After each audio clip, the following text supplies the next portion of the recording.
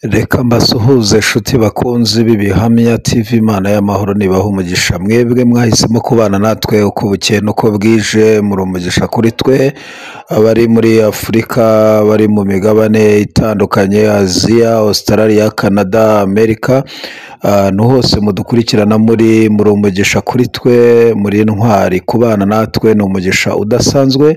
Reka rero tubasuhuze, tubifurize amahoro y'Imana mwese ababana natwe, abadukurikirana uko bukeye n'uko bwije. Dushimire abantu bahisemo gukora subscribe, bagakanda kuri like, ndetse baduha ibitekerezo muri comment.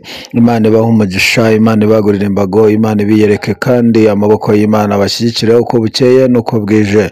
Turabashimira kubana natwe, guhitamo kubana natwe. Nawe ugifungura iki kiganiro birashoboka ko wahita ubikora, ugakora subscribe, ugakanda kuri like, ndetse ugatanga n'inyunganizi yawe y'igitekerezo aho ngaho hasi muri comment. Imana ibahe umugisha kandi ibagirire neza, muri intwari. Muri abantu badasanzwe kuri twe nshuti bakunzi, nk'uko dusanzwe tubana mu biganiro bitandukanye. Murabizi tugenda tuganira mu biganiro ubuhamya, ijambo ry'Imana n'ibindi, ndirimbo.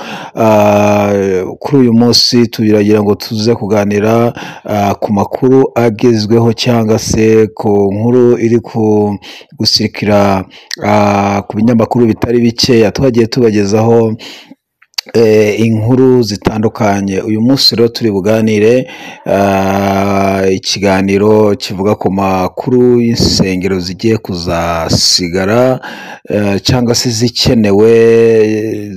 Zimeze gute? Ni ibiki zizaba zifite? Ese muri ADPR insengero zizasigara zingana iki? Hariho viziyo imeze ite? Plan bafite kuri uyu munsi bigeze hehe? Twari tuzi ko Pasika, niba Pasika wenda bazaba banafunguye n'isengero nkeya, ariko kubera iyo ngingo cyangwa se ayo mategeko, ayo mahame mashya yasohotse, ntago byabaye. Birumvikana rero yuko haracyariho kunonosora, kunoza ibitari ku murongo babishyira ku murongo. Rero uyu munsi uze kuba hafi, uze kudukurikirana kugira ngo uze kumvaho icyerekezo kiba kiri kwerekera.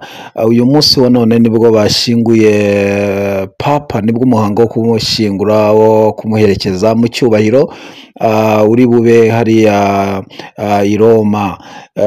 Hariya uyu mugabo ni umugabo ukomeye, umushumba mukuru wa kiliziya. Aba ari umuntu ukomeye, aba ari umuntu udasanzwe. Icyo ngira ngo nawe urakizi ko ari umuntu ukomeye ku rwego rw'isi. Iyo ubona abaperezida 100 bagiye kumuherekeza, abayobozi bakomeye bari hariya, ubwo abo ni abavuzwe bafite amazina aremereye. Harimo wa Amerika Trump, harimo Emmanuel Macron w'Ubufaransa, harimo umwami w'Ubwongereza, umwami w'igikomangoma cy'Ubwongereza Charles, n'abandi bagiyeyo. Abo ni abantu baba bakomeye runaka, baba ibinyamakuru bigenda bivugaho yuko bagiyeyo. Ariko urebye ikirere cyaho, banzuye ko mu masaha 24 nta ndege ibisirikira hejuru yemerewe guhaguruka igenda, cyangwa sirikira hejuru ya kiriya kirere kugeza igihe baherekereje uyu mubyeyi. Hari uburinzi bukomeye, isi yose navuga ko yahuriyeyo. Niyo mpamvu bakaniye bashyiraho uburinzi budasanzwe, uburinzi bukomeye hejuru ya kiriya kirere. Uyu munsi rero nagira ngo tuze turebe ibyino iwacu hano muri kino gihugu bimeze bite. Turashimira Imana kuba turiho duhumeka. Ni uburinzi bukomeye, ni imbabazi z'Imana. Hirya no hino mwumva intambara zitandukanye mu bihugu bitandukanye, mu Burusiya, Kongo, n'ahandi hatandukanye, Isirayeli n'ibihugu byegeranye. Ugasanga kuba rero turiho bavandimwe, kuba tugihumeka, nagira mbabwira ngo ni cya kiganza cy'Imana. Si uko turi abahanga cyane, si uko dufite uburinzi wenda bwihariye kurusha ubw'ibindi bihugu by'ibihangange, ahubwo ni cya kiganza cy'Imana n'iza mbabazi z'Imana. Wowe rero waramutse nicyo gishoro cy'ubuzima, wowe ugihumeka nicyo gishoro cyo kubaho. Iyo umuntu wese agihumeka aba ari umukandida wo kubaho, aba ari umukandida wo gukira, aba ari umukandida wo kugirirwa neza n'Imana. Wowe rero ukiriho ugihumeka, nubwo hari ibitaremera, ariko nagira ngo mubwire ngo imbere ni heza, imbere ni heza. Uko byagenda kose uyu munsi hari ibyanze ariko hari ibyemeye. Satani rero ntakakwereka ibitarakunda ngo ucike intege, byanga byakunda haba hariho umupangu w'Imana ku buzima bwawe. Ushobora kuba urwaye, urwaje, wagize ibyago, reka tugusabire ikiganza cy'Imana kubana nawe, amaboko y'Imana abe ku buzima bwawe, ihumure ry'Imana ribe kuri wowe, muri wowe, ku bawe, ibendera y'ubutsinzi izamurwe ku buzima bwawe. Twahoze tuvuga ngo turi bubabwire mu ncamake ibiriho ibivugwa. Twahoze tubakorera icyegeranyo cy'isengero zizasigara muri ADEPR ndetse n'izizavaho. Harimo abantu iyo tubabwira aya makuru bakumva wenda hari ibindi tugamije. Nta kindi tugamije, ahubwo tugamije kukubwira aho isi iri kwerekera, aho ibihe biri kwerekera, kugira ngo igihe cyose ugezemo ugihagararemo neza. Kandi wowe uhakana ugashidikanya, ibintu byose ujye ubitega igihe. Ibintu byose wagerageje gukora ntibyemere, uzabitega igihe kizabishyira ku murongo. Niba tukubwira ngo urusengero rwa Remera ruzavaho mu gihe kitari kirekire, hafi ya BK Arena, hafi ya Stade Amahoro, ruzavaho, ukashidikanya ati ibyo ntibishoboka dushingiye uko rwubatse, uko rumeze, ibi ntibikunda. Oya, bizakunda, kubera ko hari mu cyerekezo cy'amahoteli, ni mu cyerekezo cyo kwagura iriya stade. hari hazakikizwa amahoteli, ibikorwa bidasanzwe. Hari rero bazabaha amafaranga bimuke bajya ahandi. Iyo tubabwiye ngo Nyarugenge, iyo turebye icyerekezo uko ibintu biri kugenda, Nyarugenge ni urusengero rwubatswe imyaka 10. Tukavuga ngo uru rusengero nubwo abantu bavuga ADEPR yubatse urusengero rukomeye, ariko yarwubatse hehe, mu buhe butaka? Ese hari hagenewe iki? Ni iki cyateganyijwe gukora Nyarugenge? Hariya ni muri zone y'ubucuruzi, narabibabwiye. Hari zone y'inganda, hari zone y'imidugudu, hari zone z'ibintu bitandukanye, plani y'igihugu. So hari zone wenda yemerewemo isengero, ariko hari naho zitemewe. Mu gihe kiri imbere ubundi hariya bari kubaka inyubako igeretse inshuro zigera nko mu 10 buzamuka, ariko urabona ko kubera ubushobozi n'ikibara, uzarebe n'inkingi winjiyemo ndani usanga inkingi ntabwo iteganyijwe kwikorera ariya mabati ari hejuru y'igisenge cya Nyarugenge, ariko kubera ubushobozi babaye bahiniye hari, ariko muri plan iri hari kujyaho hejuru ibindi bintu by'ibikorwa n'imiryango y'ubucuruzi n'ibiki. Hariya hariho ibintu bigari runaka bari bateganyije, kubera ko rwubatswe muri zone y'ubucuruzi. Narwo mu gihe kiri imbere, mu myaka iri imbere, ushobora kuzajya kugira gutyo ukabona banditseho towa, bakarwimura bakahashyira amataje y'ubucuruzi. Ko ari muri zone Nyarugenge, ni muri zone y'ubucuruzi, zone y'amahoteli akomeye. Icyo ugomba kukimenya. Kuri uyu munsi rero hariho amakuru mashya ari gusirikira. Ntago bikiri ibanga, byamenyekanye, ntago bikiri ibanga. Isengero zizasigara muri ADEPR ntago zizaba ari nyinshi, ariko hari ibyo zizaba zujuje, Ubwo rero muri ubwo buryo bwo kugira ngo barebe izo ziyujuje, bashyizeho itsinda cyangwa se komite ishinzwe kubikurikirana mu duce dutandukanye, mu turere, mu ntara, mu ndembo, ahantu hatandukanye, kugira ngo ibyo bintu bishyirwe ku murongo. Zizaba ari isengero zimeze neza, ziri finyore, zitunganyije, donc zikoze ku bundi buryo. Iyo komite y'abantu 50 ni ku rwego rw'igihugu. Buri region cyangwa se buri rurembo rufite abantu runaka bariho b'abahanga, b'abatekinisiye bashyizweho kugira ngo bakurikirane iby'izo sengero, bakomeze batunganye. Ni uko babona rugendanye n'ibyo basabwa, barutunganye, barukore neza, kugira ngo mu gihe runaka zizafungurirwe rimwe. abo bantu bariho ku buryo bw'ibanga, ku buryo abantu benshi donc abashumba ba paruwasi ntibabimenya, pasiteri mwarimu ntiyabimenya, keretse uw'ururembo niwe ushobora kuba ufite amakuru y'abo bantu. Ab'indembo nibo babizi, na reperezanta Izayi, reperezanta wa ADEPR niwe uzi.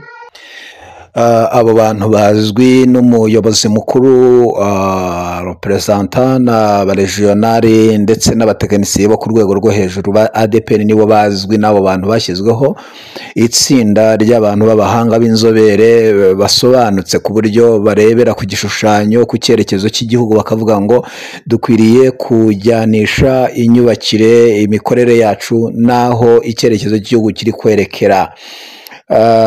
Ikindi kiriho ni uko izi nsengero zizaba zemewe cyangwa zizaba zikenewe, donc ni insengero zifite ibikorwa remezo. Hari abantu bubaka insengero ariko ntibagire ibindi bintu biba biherekeje izo nsengero. Izo zo rwose bye bye, izo zo rwose ni amasegonda kuzihirika, kuzisenya, kuzishyiraho ipiki, kuzana imashini bagahirika. Iyo tuvuga ibyo baravuga ati ariko si ibyo ko tuzi ko hari insengero zikaze ariko zitagira amashuri, zitagira kompasiyo, zitagira ibitaro. Izo nazo ziri mu marembera, ziri ku manegeka, kubera ko nta bishyigikiye izi nsengero. Niba barashenye urusengero rwa Rukiri bikemera, ibyo byemera ko ibintu bishoboka. Niba barashenye urusengero rwa Kiruhura, abantu bazi Kiruhura uko rwari rumeze, amateraniro habaga amateraniro 3, 8 yaragiye kujyaho, rukavaho rukaba rwaribagiranye. Ibi bintu ushidikanya sinzi. Galilaya murahazi, rukavaho rukimurwa bigashoboka. Imbaraga zimuye inganda, murabizi inganda zabaga mu bishanga mu mujyi wa Kigali, zikavamo zikagenda. Izo mbaraga ntuzishidikanyeho, ni imbaraga zikomeye z'umurengera utapfa gushidikanyaho. Imbaraga zimuye urusengero rwa Kigarama, abazi za Gacuriro, hari ahantu bimuye abantu. Hari imbaraga zimuye Gacuriro, ahitwa Gacuriro hari umudugudu wa Vision City, habaga urusengero, habaga n'abaturage, habaga n'abahatuye. Izo mbaraga zikimura abantu bakavayo. Izo mbaraga ntukazifate nk'imbaraga ziri hafi aho, ziri hasi. Imbaraga zivuga ngo urusengero rw'umuriro wa Pantekote ntiruzongere gukora, ndetse keretse n'urusengero rwa Kibagabaga muzi uko rwubatse, uko rumeze mu gihugu, n'isengero zose birahagaze. Izo mbaraga ntukazitiranye, ntukazikinishe. Niyo mpamvu tukubwira ngo wowe wizera, wowe usenga, wowe uba mu rusengero, icyo usabwa ni ukwizera Yesu Kristo, ukegera Imana kurutaho, ukikomeza kuri Kristo, naho ibindi birahinduka. Abantu barahinduka, inyubako zirahinduka, abayobozi barahinduka, n'abayobozi baguhinduka, n'ibihe byaguhinduka. Ukeretse uwo Kristo nkubwiye niwe utaguhinduka. Mubana mu bihe byiza, mu bihe bibi akaba ariho umubona kuruta ikindi gihe waba waramubonye. Niyo mpamvu babwira ngo nshuti zanjye, ntimuzubake ku madini, ntimuzubake ku nyubako. Ujye uvuga ngo inyubako yacu, ngo idini ryanjye, musange bikugize imbata. Oya, Yesu Kristo uzaba ari we ubimboheye, naho ibindi byashoboka ko byagira gute, byahinduka. Nicyo nshaka kukubwira kuri uyu munsi. Rero hariho aya makuru avuga ko hagiye kubaho donc gukora icyo cyegeranyo, gukora ubwo bucukumbuzi, bakareba insengero zizaba zikenewe ni izihe, se basabwa iki? Basabwa ayo mashuri, icyo twakivuze, basabwa ibyo bitaro, yego, basabwa kompasiyo, imishinga runaka ikorana n'urwo rusengero, donc basabwa na pariseri. Na pariseri nacyo hari igihe tukirengagiza. Ubutaka urwo rusengero ruteretsemo bungana iki? No mu bintu basabaga muri ya mabwiriza ya mbere byari birimo. Rero bazaba basaba ibintu bigari, kandi insengero zibyujuje ntabwo ari nyinshi. Izi zarokoka rero navuga ko zizaba ari nkeya, bitewe n'aho ruteretse, bitewe hagenewe iki, n'iki kizajya aha, n'iki kizakorerwa aha. Ese urusengero rufite hegitari zingahe? Ruteretse ahantu hangana iki? Ese aha hantu hagenewe ibiki? Nicyo bazaza barebaho. Niba bireba bakabona hagenewe inganda, tayari bazakubarira wimuke ujye gushaka ahandi haba hakubaka urusengero. Harahari amasiti runaka, amazoni runaka, ariko mu mujyi wa Kigali insengero zizasigaramo zizaba zibarirwa ku ntoki. urebye nk'abariya bangirikani baba baratekereje kure, bagatekereza kure cyane. Urebye angirikani yo mu Giporoso hariya kwa Barutayisire bakoze ibintu bigari, ibintu bikomeye, bubaka urusengero rugendanye n'igihe, bubaka amataje y'ubucuruzi, mbese hari uburyo ukora umushinga ariko ukagira na korutire ushyiraho ku buryo n'umuntu wajya kukwimura avuga ati ibikorwa ni ibikorwa bifite iterambere, biteza imbere igihugu, biteza imbere abanyarwanda, ugeretse n'abanyarwanda n'isi. Baba barakoze ibintu byagutse byo ku rwego rwo hejuru, usanga amashuri Gatolika ifite ni amashuri menshi, batekereza ibintu byagutse. Nababwiye nkora ku nkuru ya papa, babwira ko Roma ni abahanga mu mutwe, ni abahanga mu bitekerezo, ni abahanga iyo bajya gukora ibintu ntibahera mu cyaro, bahera muri kapitali, mu mujyi, kandi bafata ku mutima w'igihugu. Iyo umuntu afite kapitali byoroshye kugaba amashami mu ntara n'ahandi. Nawe nujya gutangira umushinga wawe ukawutangirira kure, uzajya kugera mu mujyi. Abatangiriye mu mujyi bageze hehe? Za Amerika, za Canada, za Paris, za Australia, mbese bazaba baraguye amashami mu bindi bihugu bikomeye by'ibihangange, wowe kugira ngo uzafate umujyi w'ahantu uri gukorera kapitali, uyigiremo ibintu bifite imbaraga, warahereye nka za Rusizi, warahereye nka za Gisenyi cyangwa za Ruhengeri, kugira ngo uzagere mu mujyi wumve uturere turimo, kugira ngo ugere muri kapitali. Ariko Abaroma bo bahera hehe? Abaroma bahera muri kapitali. Iyo urebye amateka ya Roma, ahantu hose yagiye itangiza isengera ibikorwa, yahereye mu mijyi. Ariko iyo urebye mu mateka ya Pentecote kugira ngo ugere i Kigali byafashe igihe kirekire, kubera yahereye i Cyangugu. Iyo uvuye i Cyangugu kugira ngo uzagere mu mujyi Nyarugenge bifata imyaka myinshi, muri 40 na kangahe, muri za 47 ngira ngo nibwo Pentecote yatangiye. ADPR yagiye kugera Kigali ryari muri za 60 n'ibindi. Ufate imyaka yaciyemo kugira ngo bagere i Kigali, bazafungura ikanisa, bazafungura urusengero i Kigali mu mujyi. So rero hakenewe iki? Hakenewe viziyo yagutse, viziyo ngari, viziyo ndende, gutekereza ibintu byagutse byagirira igihugu umumaro, byagirira abanyarwanda umumaro, atari kwikubiraho kwa kundi umuntu avuga ngo ngiye mfite agacaca kanjye, mfite urusengero rwanjye, mfite inzu mfunguyemo urusengero, mfite ahantu nacururizaga biranze, reka mpindure shyiremo urusengero, shyiremo icyumba. Ibyo ngibyo byararangiye, ibyo kugondagonda utuntu byararangiye. Rero insengero nyinshi ukeretse n'iza ADPR n'izandi madini zidafite ibyo bintu bivuguzwe, haba ari mu yandi madini yose abino, adafite ibikorwa remezo, adafite ibitaro, adafite amashuri, adafite amapariseri akenewe agendanye n'aho urusengero rugomba kuba ruteretse, ayo yose azavaho, azasenywa, hagabanywa akavuyo n'akajagari. Kuwutera intambwe ukabageze ku idini, watera intambwe ebyiri ukabugeze ku rindi, watera intambwe ukabona undi yafunguye akandi. Ibyo byararangiye, nk'icyo ngicyo cyararangiye, icyo cyararangiye. So rero ibyo ngibyo birahari kandi biravugwa, ariko n'ibimenyetso byabyo birahari by'uko ibyo bintu byanga byakunda, keretse ko tubaha amakuru, tukabagezaho amakuru.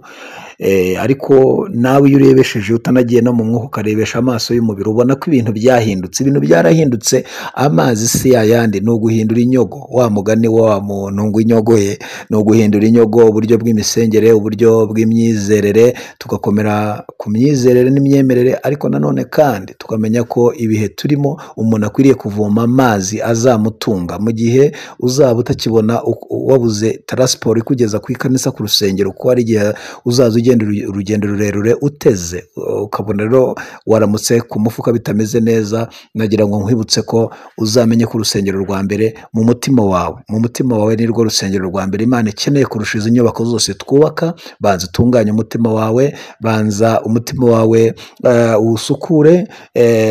Yesu avugana n'umusamariyakazi muri Yohana 4 yaramubwiye ngo igihe kirageze ndetse kirasohoye kugira ngo abasenga data bamusengere mu mwuka no mu kuri, kubera ko bene abo ngabo data ari bashaka ko bamusenga. Rero igihe kizagera ibyo kuturatira inyubako zimeze nk'iz'amasinagogi, inyubako zikomeye zidasanzwe, bizarangira. Yesu bamuratiye urusengero rwari i Yerusalemu, aravuga ati yewe Yerusalemu we, bamwereka inyubako zari i Yerusalemu, aravuga ati yaba waruzi icyaguhesha amahoro, yaba waruzi icyaguhesha amahoro. Abantu rero mwese mutwumva mudukurikiranye, icyaduhesha amahoro ni ukwakira Imana mu buzima, tugatunga Imana mu buzima, tukiringira Imana kuruta ibindi. Ikindi tukababazwa n'umurimo w'Imana, tukavuga ngo umurimo w'Imana iyo urebye uko ibintu bimeze ntibimeze neza. Hari umuntu wambajije ati ese umurimo w'Imana umeze ute? Ndamubwira nti nta karyohe, nta buryohe burimo, ibintu birarura, ntabwo bikiri bimeze neza rwose. Yarambwira ati ese umurimo w'Imana urimo urawukora neza? Ndavuga nti ndawukora, ariko ugereranyije ntabwo navuga ko ari neza ijana ku ijana, harimo ikibura, uburyohe burimo buragenda bukendera. Nshuti yanjye mukundwa, nagira nkubwire ngo dukwiriye kwegera Imana kurutaho. Hari umwanditsi wavuze ngo ariko njyeweho, Yobu yaravuze ngo ariko njyeweho kwegera Imana niko kwiza kuri njye, kwegera Imana niko kwiza kuri njye. Mureke twegera Imana mu gukiranuka, mu kuyubaha, mu kuyubahisha, mu bikorwa byiza. Rero bavandimwe, Imana ibagirire neza, Imana irushaho kubiyereka, Imana irushaho kubarwanirira, Imana ishobora kubaba hafi muri ino minsi, ibyiringiro birushaho kugenda byaguka mu mitima yanyu. Reka tubasabire umugisha, reka tubasabire kwaguka. Wowe uba ukurikiranye inkuru zacu, ibiganiro byacu, turagusaba kuyaboneshwa, kora kuri